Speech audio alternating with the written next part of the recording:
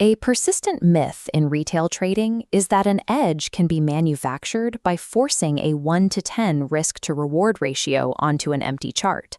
It treats the market like a lottery ticket. Forcing an arbitrary numeric ratio onto an order book ignores the mechanics of price movement.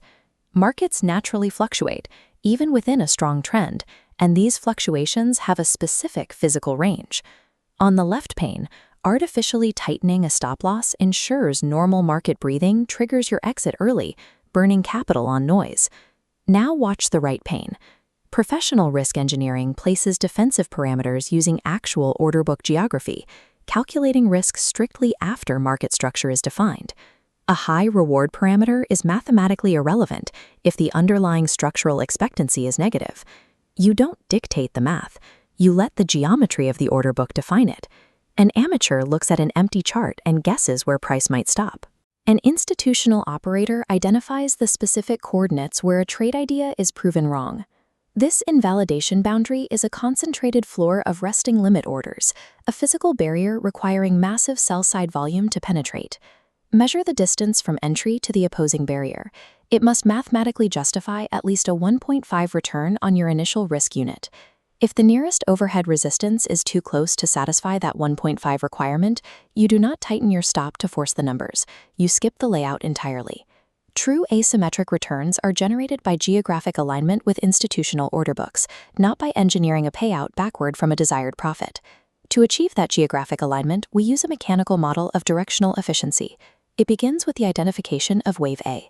Think of wave A as a massive transport truck barreling down a highway. It represents an explosive burst of raw institutional momentum and directional intent. When capital of this magnitude enters the market, it reconfigures the order book, consuming liquidity at a rate traditional retail models cannot sustain. As the wave A vector tears upward through the depth of market ladder, it shatters opposing limit orders, clearing sell-side friction. What remains is a frictionless vacuum, carving a path of least resistance directly into the order book.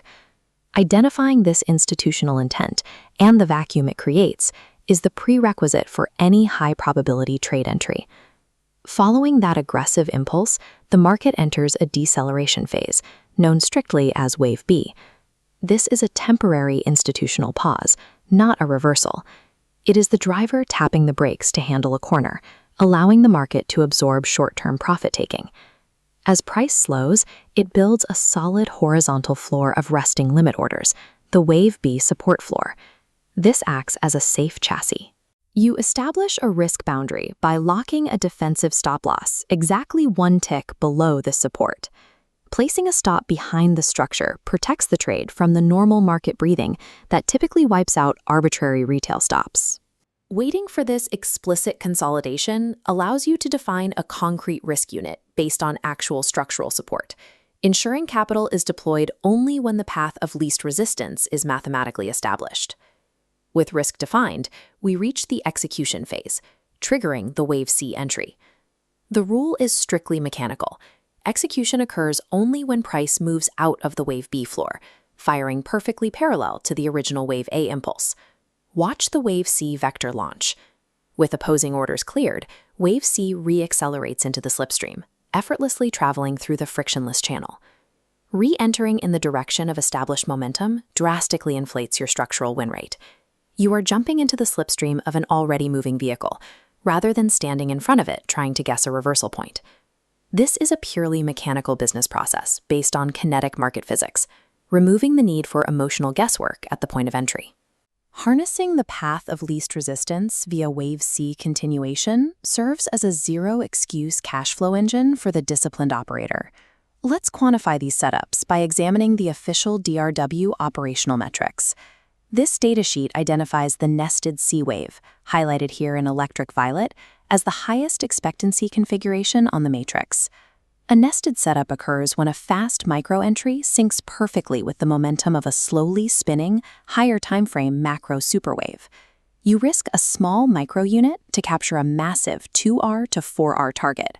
The payout is driven by macrogravity, while your risk is localized to the microchart. We also look for the superwave pullback. Buying the deep retracement when price lands on stacked higher timeframe averages provides wholesale pricing at the absolute birth of a trend. There is a psychological hurdle to these premium setups that many retail traders fail to clear.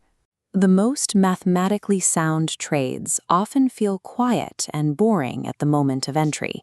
They occur when the market is calmly resting on a major structural cushion. Conversely, setups that appear high velocity on a live screen often function as low expectancy traps that systematically erode trading capital. Look at this candlestick chart. This is the late stage or exhausted C wave. Price has ripped vertically for hours and is now hitting a major macro resistance wall. Late amateurs, driven by the fear of missing out, frantically chase this entry right at the top of the expansion. They are buying a vehicle right as the engine hits the red line. The expectancy math here is broken. The upside target is non-existent, while the nearest structural support is miles below. You are risking $4 to make 50 cents. This same negative expectancy applies to counter-trend plays. Picking a top without higher timeframe support is an exercise in sliding sideways into oncoming institutional traffic. The law of the engine room is unyielding. Stop trying to be a hero, stop picking tops, and stop chasing the flashing wicks. Wait for Wave A institutional intent to prove itself.